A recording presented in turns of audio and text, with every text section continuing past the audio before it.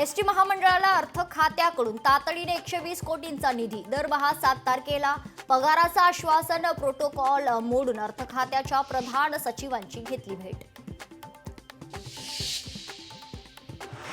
अर्थ खात्याचे अधिकारी परिवहन विभागाची फाईल अर्थमंत्र्यांपर्यंत पोहोचू देत नाहीत. प्रताप सरनाईकांचा आरोप, तर एसटीसाठी 928 कोटी मागितले पण केवळ 272 कोटीच मिळाल्याची माहिती.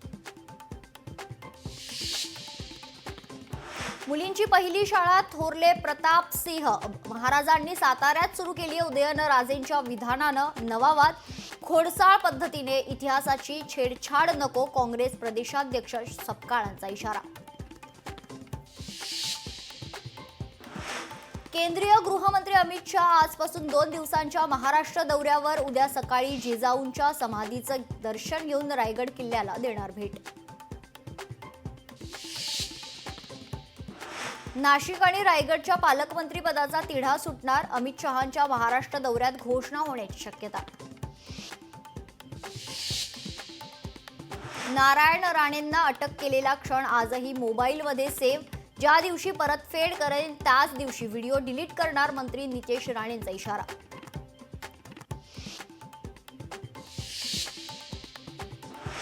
संतोष बांगर छत्रपती संभाजीनगरच्या MGM रुग्णालयाच्या डॉक्टरवर संतापले. डेंग्यूच्या रुग्णाचं 6 लाख बिल कसं, संतोष बांगर यांचा डॉक्टरांना सवाल. अश्विनी बिद्रे हत्या प्रकरणी आरोपींना 21 एप्रिलला शिक्षा सुनावणार. आरोपी अभय कुरुंदकर, कुंदन भंडारी, फळणीकरला सुनावणी, खरं तर सुनावली जाणार शिक्षा.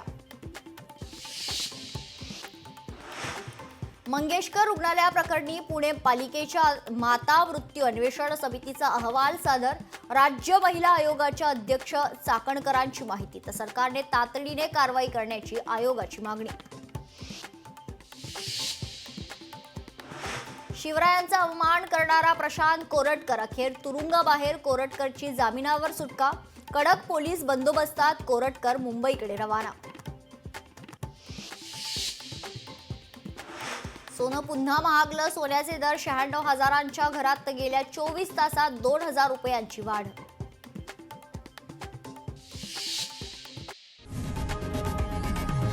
लोकशाही मराठी ऐका, पहा, जागरूक रहा.